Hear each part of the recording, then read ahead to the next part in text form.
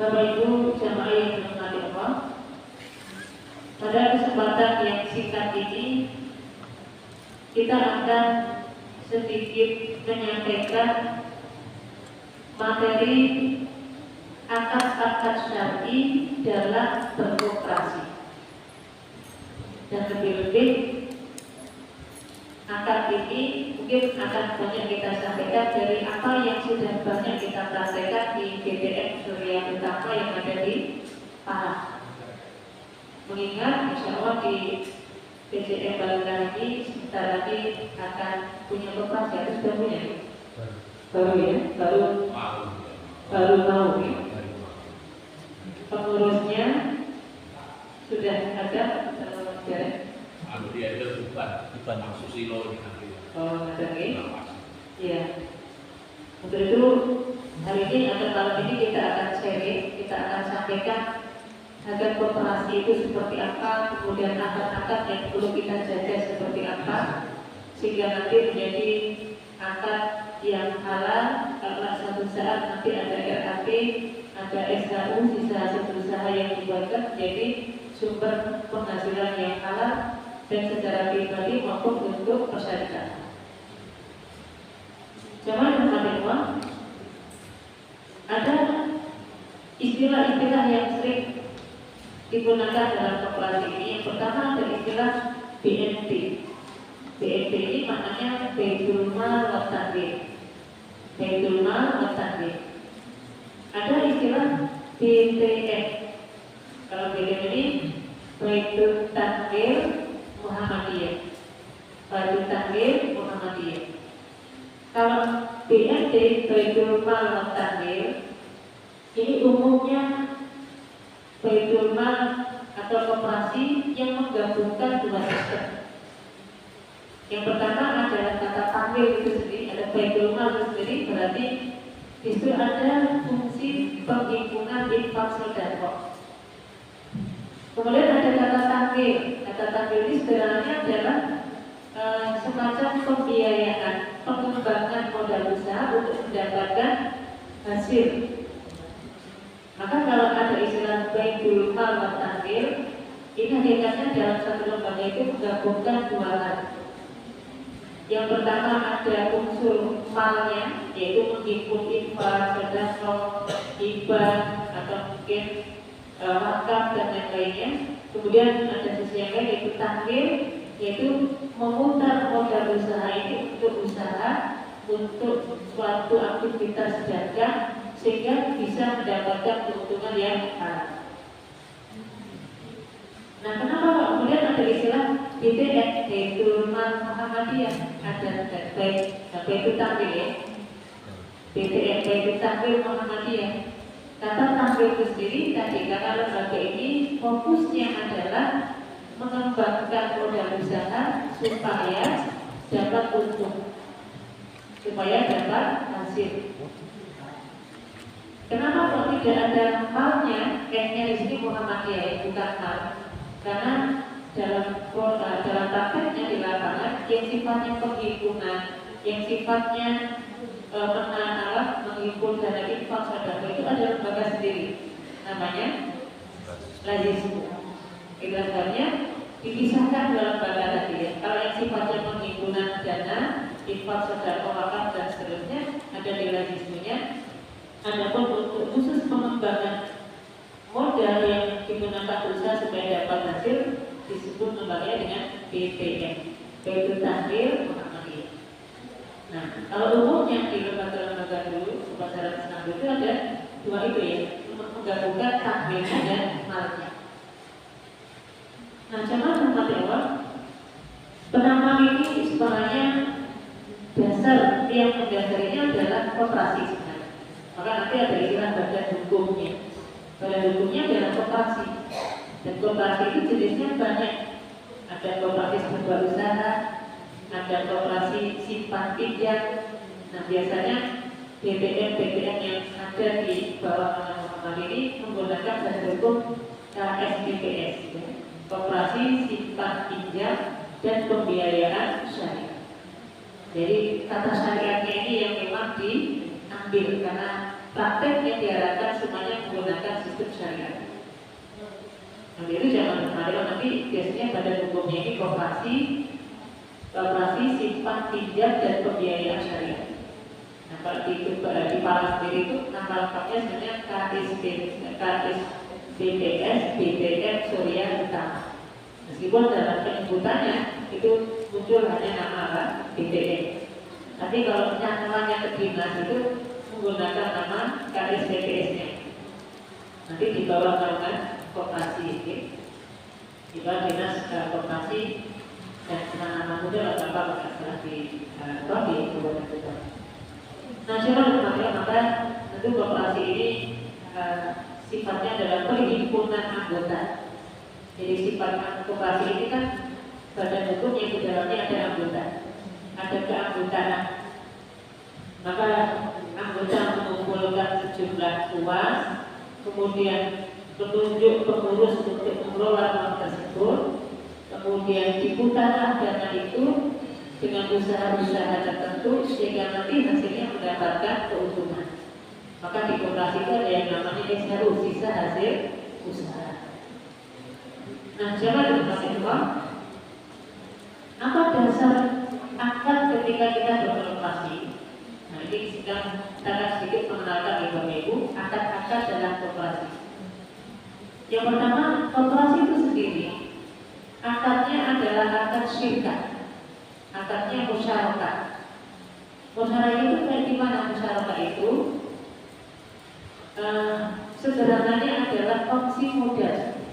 Karena koperasi ini kan kaitannya gabungan dari di dalamnya ada anggota-anggota, ya. Kemudian anggota ini nanti menyetorkan sejumlah uang yang disepakati oleh pengurus anggota, satu orang ke tangan. Belum diputuskan ya.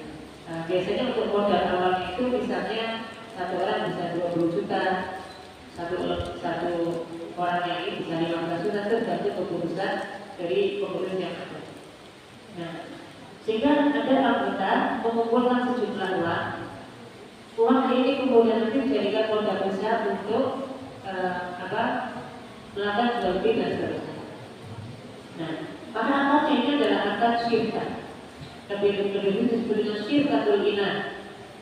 Nah, untuk itu zaman tempat dewa, karena koperasi ini sudah mengakadkan uangnya yang terkumpul itu dengan akad syirkat, akad musyarakah, dan nanti dilakukan dengan jalan yang sesuai dengan aturan syariatnya. Nanti suatu saat ketika sudah berjalan 1 tahun, ada yang namanya disebut dengan kegiatan RAP, ya. Rapat anggota tahunan, yang itu isinya adalah melaporkan capaian yang didapat selama setahun, tes rencana tahun depannya. Dan di antaranya ada namanya SHU, sisa hasil usaha. Jadi ada keuntungan koperasi. Nah, Bapak Ibu sekarang sedikit kita akan jelaskan tentang musyarakah ini.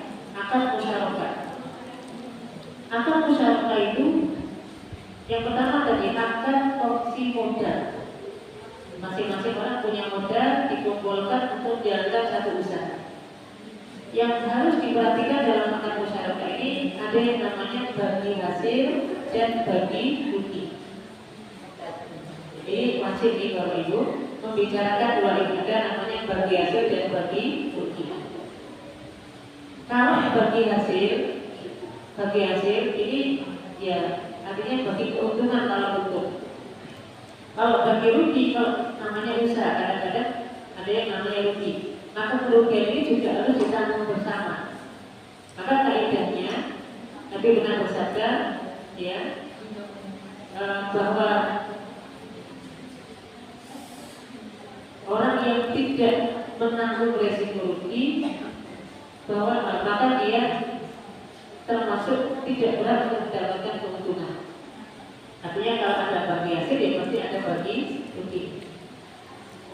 Nabi sampaikan walari malam yang tidak ada peluang untuk bagi orang yang tidak menanggung resiko rugi.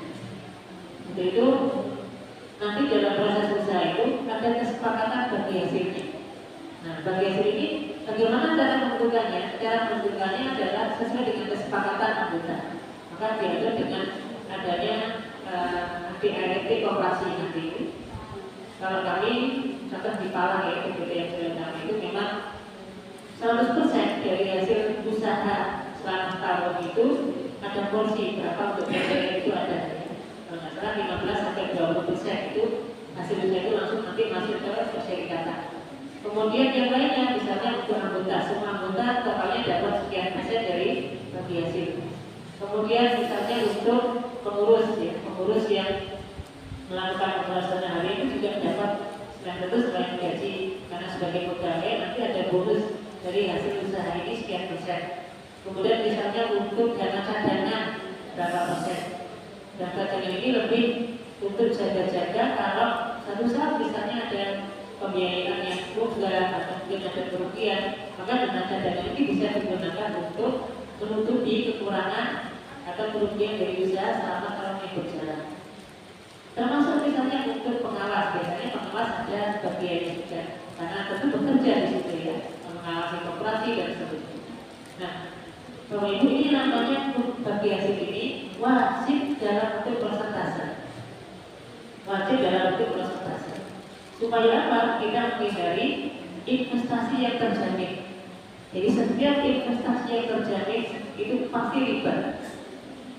Untuk itu Islam mensyariatkan persentase bagian itu wajib dalam bentuk persentase. Sederhana yang aku baru supaya kita dapat gambaran yang bisa libur. Kita punya uang 1 juta. Terus diajak oleh orang lain, Pak, monggo jenengan kalau punya uang 1 juta, ayo ikut modal dagang sama kami. Uang jenengan 1 juta ini akan kami putar untuk usaha. Jenengan setiap bulannya dapat bagi hasil pasti dapat 200.000 per bulan. Uang 1 juta modalnya tetap utuh. Setiap bulannya dapat bagi hasil pasti dengan nominal langsung 200.000. Bisa dipastikan setiap investasi yang terjamin, kita tanam modal yang terjamin, dan di setiap bulannya dapat bagi hasil dengan uang yang langsung ada nominalnya, itu pasti disebut dengan itu. Kenapa? Karena bisa jadi yang namanya usaha itu kadang naik, kadang turun. Mestinya kalau naik persentasenya yang tambah banyak, kalau turun ya sedikit atau mungkin bahkan tidak dapat. Tapi kalau pasti setiap bulan dapat 200, ini namanya terjamin. Maka kalau ini sistemnya investasi dengan basis terjamin itu pasti riba. Dan itu tentu menyalahi syariat. Maka dibuatlah nanti kesepakatan berbiaya itu dengan persentase. Persentase ini misalnya tadi 20%, 15%, sampai totalnya tentu 100%. Nah, Bapak Ibu, koperasi itu modelnya syirkah tadi. Syirkah yang nanti ada keuntungan dipresentasikan keuntungannya. Kalau ada kerugian, ada kerugian ditanggung bersama. Kalau ada kerugian ditanggung bersama, misalnya ya, kita nggak mengendaki, misalnya dalam proses kerja koperasi ini ternyata merugi. Modal yang awalnya misalnya 100 juta itu ternyata tinggal mungkin 50% tinggal 50 juta. Maka kerugian 50 juta ini harus ditanggung bersama. Bagaimana cara membagi rugi? Cara membagi rugi sesuai dengan aturan syariatnya adalah dengan cara dibagi rugi sebagaimana besarnya modal. Maka nanti Bapak Ibu ngabung lagi yang menyetorkan modalnya untuk operasi ini perlu dicatat si A sekian 10 juta, si B sekian 10 juta. Sangat mungkin satu anggota itu punya 2 saham misalnya, atau mungkin punya jumlah uang yang lebih. Mungkin yang lainnya hanya 50 juta, 20 juta, yang lain karena kelebihan harta mungkin 50 juta, bahkan lebih. Ini penting untuk dicatat di awal dan nanti lagi-lagi dipresentasikan. Oke, dipresentasikan. Misalnya si A 20 juta, si B 50 juta, si C 60 juta. Totalnya misalnya 100 juta tadi itu. Maka dari 100 juta ini si A punya modal berapa persen, si B punya modal berapa persen. Apa fungsi modal yang dipresentasikan ini? Untuk jadi satu saat kalau ada kerugian. Maka kerugian 50 juta itu dibagi kerugiannya sebagaimana porsi modal yang disetorkan. Tapi modal yang besar yang disetorkan, potensi ruginya juga semakin besar. Maka dia Bapak Ibu, supaya orang tidak menjadi investasi yang terjamin. Jadi itu benar setiap ada iming-iming, monggo dengan aku koperasi saya saja, misalnya gitu. Maka badannya dapat bonus ini setiap bulan pasti dapat sekian puluh ribu itu pasti riba. Itu pasti riba. Karena akhirnya investasinya terjamin. Investasinya terjamin.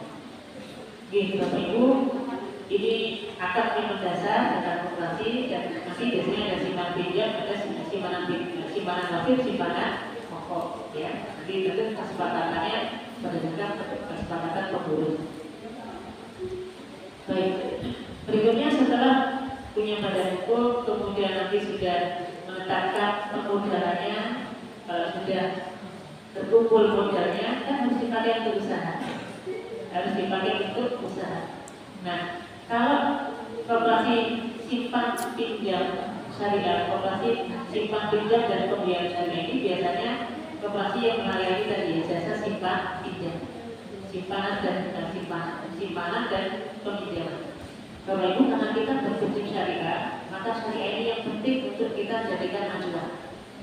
Yang pertama, kalau nanti kita punya produk qardul hasan. Qardul hasan itu artinya pinjaman.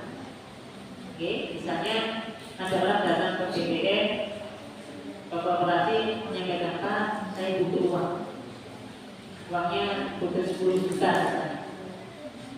Tapi akadnya pinjam-pinjam. Bapak Ibu, kalau kita mengakadkan pinjam-meminjam, tidak boleh kita menerima sepeser pun keuntungan dari pinjam-pinjam tersebut. Orang pinjam uang 10 juta ke koperasi, kemudian kita kenai administrasi. Biasanya ada uang administrasi ini berapa biasanya? Berapa persen? Taruhlah misalnya 1% misalnya. Pinjam uang misalnya 1 juta, dipotong 1% administratif, berarti berapa 1%-nya? Kita 10.000 ya, 10.000. Maka akan pinjam uang 10.000, 1 juta, sudah dipotong administrasi 10.000. Berarti real yang diterima oleh anggota ini tidak terlalu 90. Padahal dia harus mengembalikan itu berapa? 1 juta. Belum lagi kadang-kadang ada margin, ada ya bahasa kasarnya bunga. Iya gambaran, ada bunga. Nanti total dari pinjaman 1 juta itu bisa pindah biasanya. Bisa 1.200.000 atau mungkin bahkan ada yang sudah 500, 50% sendiri dari biaya pinjaman. Nah, kalau ini model koperasi yang menerapkan akad utang piutang, qardul hasan itu ada bunganya, ini riba loh. Memang koperasi dapat untung dari meminjamkan uang 500 dan 1 juta, kembali total koperasi dalam jangka waktu 1 tahun 1.500.000, koperasi dapat untung kita 500, tapi ini riba. Di mana kalau dasarnya riba? Dalam satu kaidah yang mengatakan hadis Nabi berkata, Nabi bersabda, kullu qardin jara manfaatan fahuwa riba. Setiap akad utang piutang di mana pemberi pinjaman itu menerima manfaat dari pinjaman tersebut, maka manfaat itu namanya riba. Kelebihan uang 500.000 yang kita terima setelah kita memberikan pinjaman 1 juta, ini namanya riba. Jadi kalau Ibu dengan koperasi atau mungkin bank pikir seperti ini, terjadi terjadi. Maka semangat BDN itu selain juga mensejahterakan anggotanya adalah memerangi transaksi ribawi seperti ini. Ya, memerangi transaksi ribawi seperti ini. Maka BDN ini menjadi solusi masyarakat terutama warga persyarikatan supaya tidak terjerat pada transaksi ini. Ya. Terus Bapak Ibu anggota terkait dengan utang piutang ini, kita punya utang, kita misalnya memberikan utang, dan dia akan transfer ke kita itu. Misalnya BDN sudah mendapatkan dengan warga persyarikatan, dan apalah kita kasih akad qardul hasan. kita pinjami saja karena jenengan juga berjuang di perserikatan ini ya. Uang 1 juta ini nggak apa-apa, jenengan pinjam saja tanpa ada agunan, misalnya tanpa ada bunga ya. Nanti jangan transfer per bulannya 100.000, berarti butuh waktu misalnya sampai 10 bulan. Kalau itu nggak mudah. Dalam proses angsuran ini baru dapat 5 bulan, berarti kan sudah dibayar 500.000, masih punya utang 500.000. Suatu saat si anggota ini datang ke koperasi, datang ke kantor mengatakan, Pak, alhamdulillah kami panen jagung, kami panen kacang, ini ada hadiah untuk jenengan dan tim koperasi ini. Boleh nggak Bapak Ibu, koperasi menerima hadiah berupa jagung atau kacang yang diberikan ke kantor dalam kondisi dia masih punya utang ke koperasi? Boleh atau tidak? Boleh. Boleh atau tidak? Sekali lagi ya, kita sebagai pengurus koperasi mengangkatkan kebebasan, mengangkatkan utang piutang kepada anggota. Ya, 1 juta. Dalam prosesnya sudah diatur 500, masih punya utang 500.000. Tiba-tiba pada saat dia panen kacang, panen jagung, atau mungkin dia punya apa-apa ya, sebagai rasa terima kasihnya datang kepada kita, Pak, ini saya panen kacang, monggo, ini dibagi untuk anggota pengurus koperasi yang boleh diterima nggak hadiah ini? Boleh, karena masih punya pinjaman, kecuali kalau pinjaman itu lunas, dia berterima kasih, dia memberi dari hasil mungkin yang dana itu digunakan mungkin untuk Iya. Ada negara itu yang sahabat yang lain. Bapak Ibu ingat G? Boleh tak? Yang itu di luar utang. Jadi utang bukan sendiri dan hadiah dia sendiri. Kecuali kalau hadiah itu diperuntukkan untuk yang tadi yang konsepnya seperti ini tadi mungkin beda. Berarti karena ini barunya hadiah berarti boleh diterima. Boleh. kalau program atau sekarang yang realitas itu masuk boleh dikatakan masuk gratifikasi dalam hadiah itu. Menerima hadiah yang mestinya kita nggak tahu lah. Kecuali kalau utangnya sudah lunas mungkin, karena mungkin uang itu untuk pembiayaan itu sehingga dia dapat hasil, dia berterima kasih mungkin itu bisa. Baik ini Bapak Ibu, kembali kepada kaidah tadi yang disampaikan kullu qardin jalla manfaatan fawaridun. Setiap akad utang piutang di mana pemberi utang ini menerima manfaat, bisa kelebihan uang, bisa sifatnya manfaat, ini kan hadiah tadi ya. Maka kata Nabi apa? Fawaridun. Maka itu termasuk riba. Maksudnya Bapak Ibu, hukum asal menerima hadiah, pemberian dari orang yang masih punya utang dengan kita, ini dilarang. Tidak boleh, karena ini bagian dari manfaat yang kita terima. Hanya saja nanti para ahli ilmu membagi kondisi. Yang pertama, jika yang memberi hadiah kepada kita ini, dan ketika dia masih punya utang dengan kita, dulu sebelum dia berangkat utang dengan kita, itu sudah sering sekali biasa memberikan hadiah kepada kita. Maka hadiah ini dianggap dalam syariat bukan sebagai gratifikasi, bukan sebagai bentuk dari suap tadi. Karena dia sudah biasa memberikan hadiah itu dalam kondisi punya utang maupun belum punya utang. Maka dalam hal ini boleh kita terima. Karena ini bukan bagian dari mengambil manfaat dari transaksi utang piutang. Tapi masalahnya Bapak Ibu, kalau yang berutang ini, anggota ini, orang yang tidak pernah ngasih hadiah kepada kita, lebih-lebih anggota kan, biasanya ini yang dari berbagai macam apa? Kalangan ya. Jarang misalnya itu datang ke tempat ngasih hadiah. Ini tiba-tiba karena punya utang terus masih punya utang terus ngasih hadiah. Ini kan ada sesuatu berarti kan. Nah, maka sesuatunya inilah yang menyebabkan syariat melarang kita untuk menerima hadiah tersebut. Nah, terus bagaimana sikap koperasi? Kalau menerima, kalau ada hadiah seperti itu, sikapnya dua pilihan. Yang pertama menolak dan mengatakan nggak benar nih. Jadi kan pasti gak ada utang ke koperasi, dan kita nggak boleh menerima hadiah ini. Monggo jenengan betul waktu mari. Kita itu tersinggung juga berarti. Jadi tersinggung ya. Masa kita begini aja kok ditolak. Nah, kalau kita khawatir menyinggung perasaan beliaunya, nggak apa-apa diterima. Nanti pilihan keduanya adalah anggap ini sebagai menganggap ini sebagai bentuk angsuran pembayarannya. Kita bisa perkirakan bagi yang 1 kilo kacang misalnya ya, itu kira-kira harga berapa pada saat itu? Misalnya harganya 20.000 ya sudah, berarti ini dianggap sebagai bayar utangnya 20.000. Besok lagi dikirimi gedang sak ceker. Berarti dihitung lagi, ini sebagai bentuk pembayaran. Bapak Ibu, dan begitulah yang kami praktikkan di BDN Kerjaan kita. Ya, bagian manajer maupun dari anggota itu sudah memahami kesimpulan ini ada hutang-hutangnya gitu ya. Maka kadang-kadang nggak ada pemberitahuan apa-apa, datang ke kantor, kemudian dia nelayan, awal istilahnya dari nelayan bawa ikan banyak. Kadang habis panen kacang bawa ikan, bawa kacang banyak. Oleh pihak kantor diterima, dibagikan ke karyawan, tapi dimasukkan sebagai bentuk pembayaran. Tapi Bapak Ibu, supaya operasi ini tidak ada unsur ribanya. Nah, alhamdulillah, ini yang juga kami sering dapat pertanyaan dari Bu Asia yang punya koperasi biasanya memang tidak mencantumkan angka lebih atau bunga lah bahasa kasarnya ya. Ya memang betul utang 100.000 atau utang 1 juta dikembalikan 1 juta. Tapi ada embel-embel mengalami dengan bagi infak bagi kegiatan ini di Monggo. Jadi ada tambahan sebenarnya. Jadi utang 1 juta ada tambahan, tapi bahasanya bahasa apa? Infak.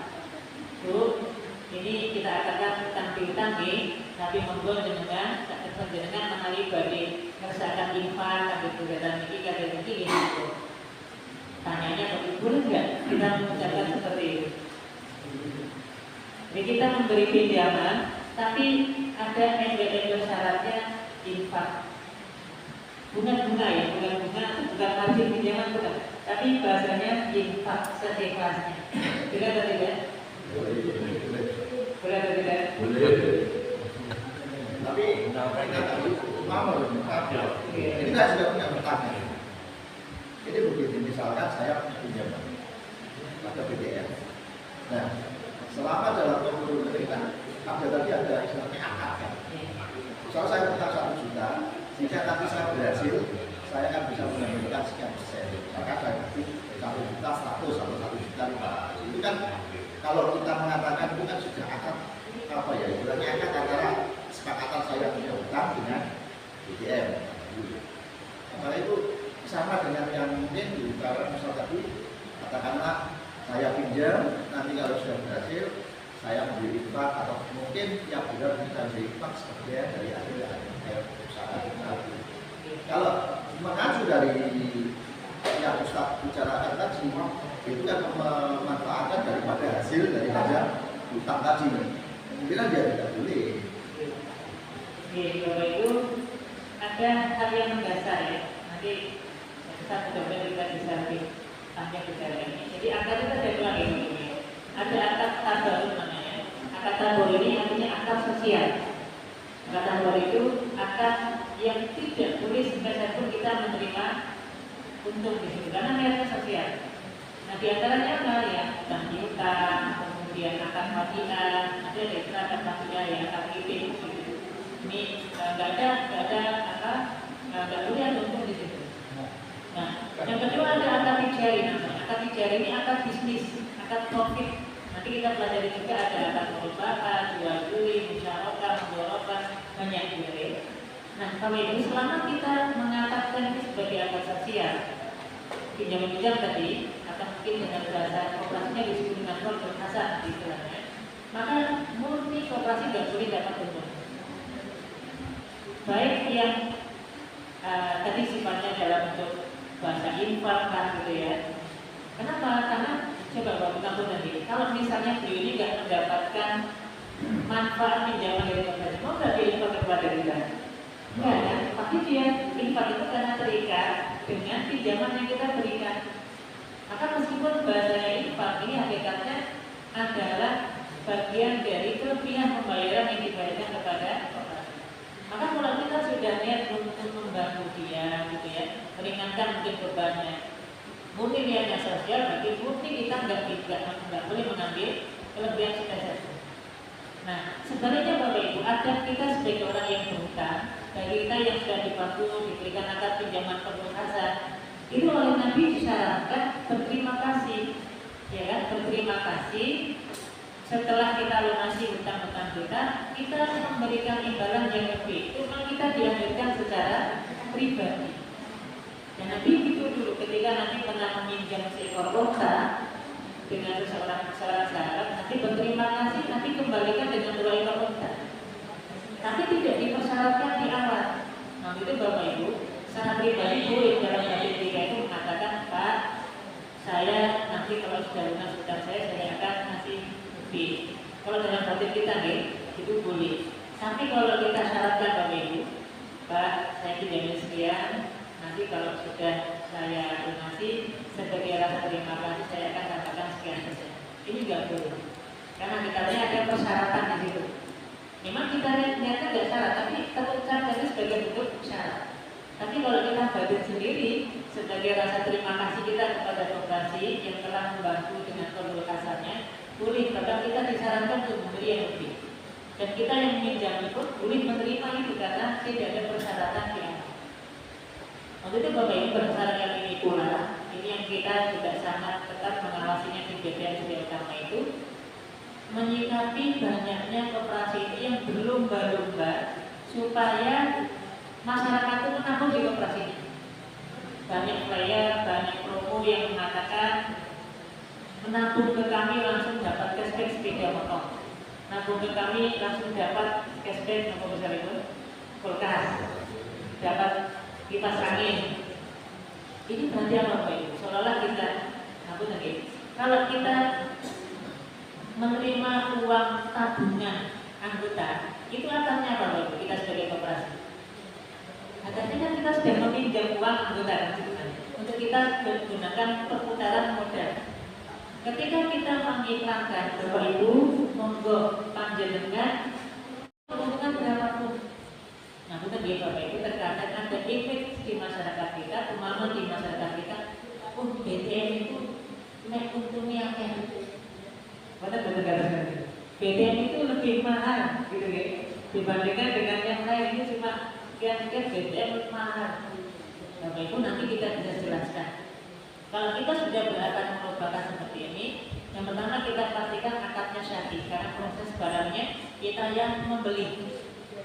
Yang kedua di BTN itu Bapak Ibu, kalau akadnya syar'i, akadnya murabahah dan disepakati angsuran setiap bulannya sampai berapa tahun misalnya, maka BTN tidak boleh menerapkan denda keterlambatan, tidak boleh menerapkan penalti istilahnya. Bapak Ibu nggak mungkin ya, kalau kita punya tanggungan cicilan jatuh temponya per tanggal 25 misalnya, terus tanggal 25 kita nggak bayar, baru tanggal 27, 29 dapat sanksi dapat denda dapat. Saya ulangi, umumnya kalau di koperasi yang ada, kalau kita punya tanggungan cicilan, misalnya kita kredit sepeda motor, kita punya kredit rumah misalnya ya, jatuh temponya setiap bulan membayarnya per tanggal 25. Tiba-tiba tanggal 25 kita nggak bayar, ya sampai setelah 2 hari 3 hari bayar di akhir bulan tanggal 30, kita dapat denda atau tidak? Dapat. BTN tidak mengambil denda.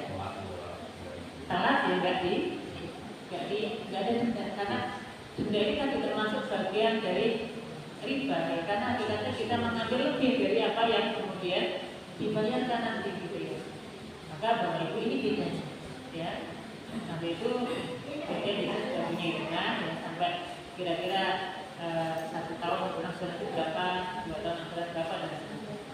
Nah, insya Allah kalau ini yang kita jalankan, keuntungannya yang jadi keuntungan yang halal, ya. Keuntungan yang halal, sehingga suatu saat nanti ada NAT tiap tahunnya dengan SKU yang dibagikan itu, insya Allah bagi hasil yang halal. Karena semua keuntungannya kita dapatkan dengan cara yang halal. Mohon maaf Bapak Ibu, ini contoh saja ya, kalau 2 angka itu masih banyak angka yang lain. Ada produk-produk yang biasanya digunakan oleh BTN untuk mendapatkan keuntungan yang baik. Mungkin ada tambahan. Kalau ini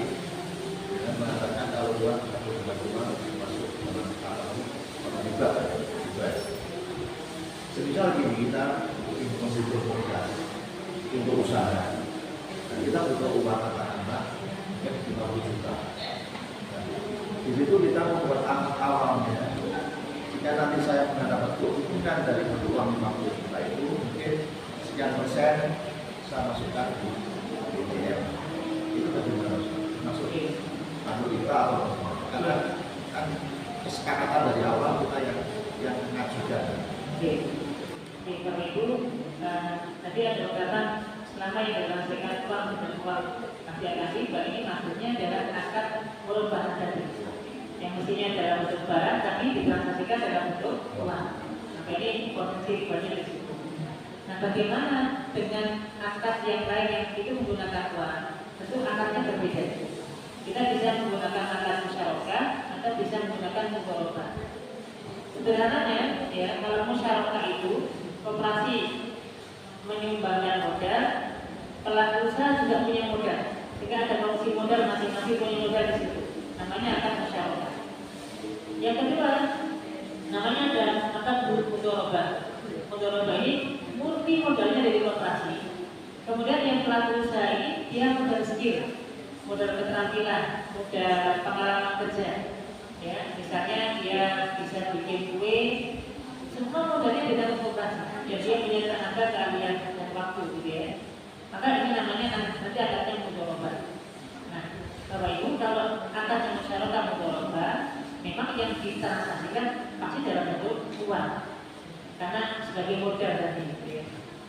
Hanya saja di sini perlu kemudian dilihat dari tadi, kalau akad musyarakah mudharabah, kongsi modal itu pasti harus membicarakan dua hal, bagi untung dan bagi rugi. Nah, kalau kita datang ke koperasi, kemudian kita menyampaikan, Pak, saya punya keahlian ini, saya ingin buka usaha ini, saya perlu modal 50 juta. Ya, kemudian koperasi menyatakan, iya Pak, coba saya survei dulu bagaimana pengalaman jenengan misalnya, atau mungkin bagaimana tempat kerja jenengan. Survei oleh koperasi di ACC, ya Pak, dan Bapak, ini kita akan musyarakah mudharabah ya.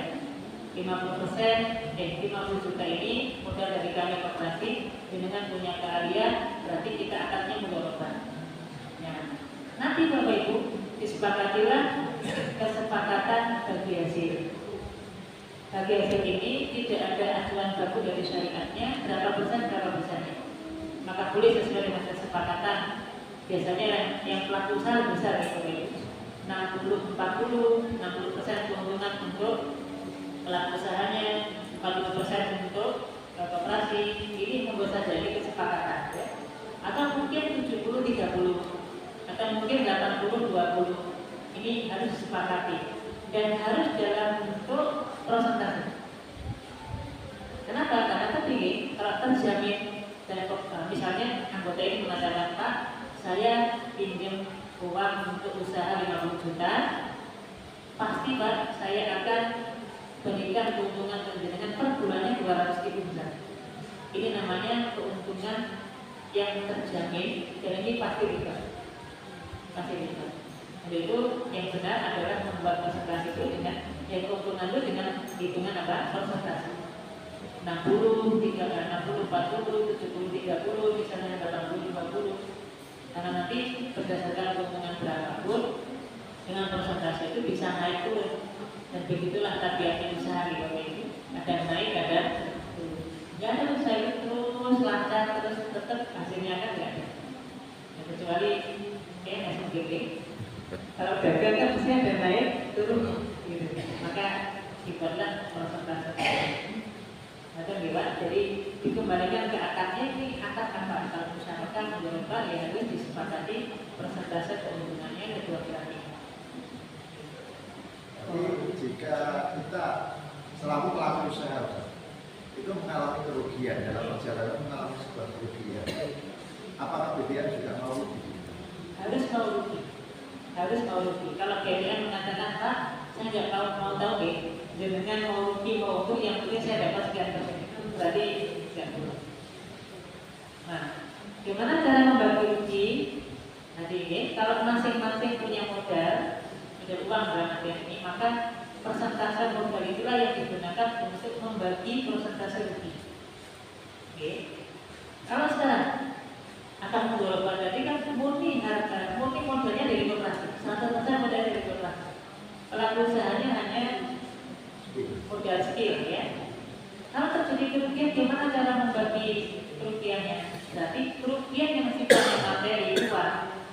ditanggung oleh koperasi. Terus pelaku usaha kerugiannya apa? Ya dia nggak dapat bagi hasil, ya kan? Dia rugi waktu, rugi tenaga, mungkin sebulan nggak dapat apa-apa gitu. Nah, masing-masing sudah ada lagi rugi. Namun Bapak Ibu terkadang pelaku usaha itu sudah maksudnya harus dibantu kok ini kok tinggal rugi gitu ya. Akhirnya meskipun dia rugi, mampu dia tetap dibayarkan kemudian. Jadi nanti perlu ditanya, inilah pentingnya edukasi atau pendidikan untuk pembukuan gitu, supaya yang namanya usaha itu kan ada rugi atau rugi. Nah kalau menutupi kerugian terus dianggap untung terus kan nanti dia sendiri yang rugi. Atau mungkin ya keuntungannya banyak tapi ngakunya sedikit. Artinya bagiannya ke koperasi juga. Nah, Bapak Ibu ngakunya faktor kejujuran inilah yang menyebabkan koperasi itu jarang yang menerapkan akad musyarakah dan mudorokan. Kebanyakannya nggak balik modalnya. Kebanyakan karena tadi faktor tidak amanah orang yang diamani untuk menjalankan model usaha. Nah biasanya kami BPTN sangat berhati-hati hanya orang tertentu saja yang diadisi untuk mendapatkan pembiayaan musyarakah mudorokan. Kalau bukan mungkin anggota usaha sendiri sudah kenal kesehariannya, lumayan berat untuk mencairkan biaya masyarakat atau mudorokan karena faktor yang sangat detail tadi, terutama di faktor kejujuran. Maka cukup ini Bapak Ibu. Ini sebagai pendapat ya. Yang butuh waktu sendiri. Oke Bapak Ibu, mungkin ini saja sebagai gambaran umumnya. Semoga segera terwujud operasinya sehingga nanti dari hasilnya juga bisa menjadi masyarakat, yang anggota juga bisa dapat hasil yang halal. Wallahualam bishawab. Semoga Allah Subhanahu wa taala membimbing kita semuanya. Subhanallah, Assalamualaikum warahmatullahi wabarakatuh.